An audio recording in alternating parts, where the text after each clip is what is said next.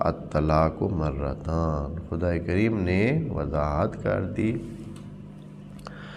کہ یہ جو طلاق دینے کا سلسلہ ہے یہ 2 دفعہ ہے، اور خود یہ وقفہ بتاتا ہے کہ یہ کوئی وقفے والی چیز ہے، ایسے نہیں ہے۔ وَإِلَّا یہ الطلاق مرتان، یہ 3 طلاق والے میں کیسے؟ یہ تو خدا کریم کی اس قول کی بھی کیا ہو جاتی ہے؟ نفی ہو جاتی ہے۔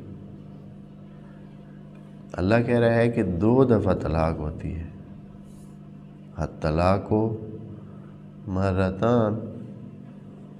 تو یہاں کچھ لوگ یہ کہہ سکیں گے کہ اے اللہ ہمارے پاس تو 2 طلاقوں والا نظام ہی نہیں ہے، ہم تو کھڑے کھڑے کیا کرتے ہیں،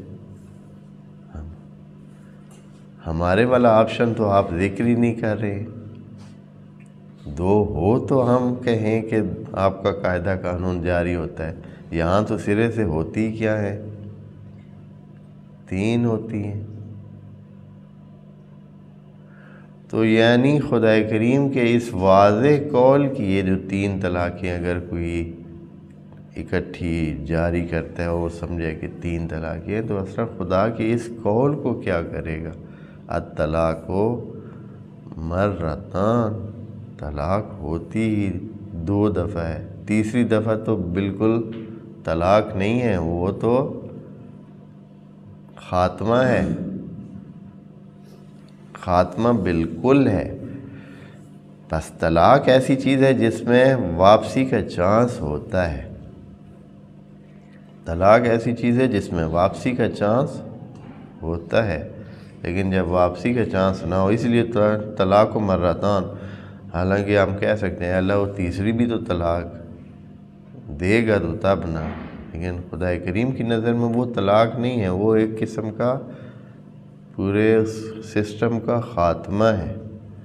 پھر آپ جو ہے نا کوئی رشتہ برقرار نہیں ہے، بلکہ رشتہ کیا برقرار نہیں ہے، بلکہ اس کے خلاف ایک دیوار قائم ہو گئی ہے۔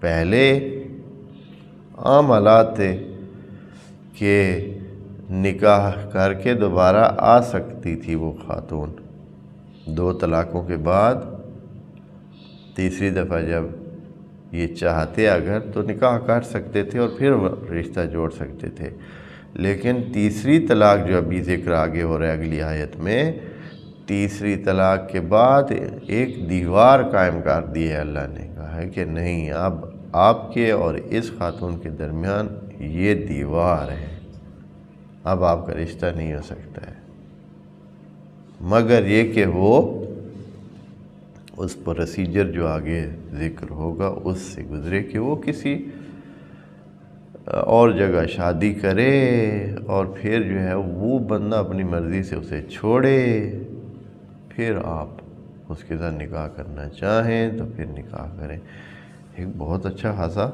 پروسیجر درمیان۔ تو یہاں یہ بات فرما رہے ہیں کہ الطلاق مرتان، یعنی بار بار یہ جملے خدا کریم کہہ کر شاید وہ اس توجہ دلانا چاہ رہا ہے کہ مسلمانوں ہے، انسانوں، اللہ کا قانون اس طرح ہے کہ یہ کام وقفے سے ہونے اور اس طرح ہونے، پھر طلاق مرتان کہہ کر مزید جو ہے وضاحت کر دی۔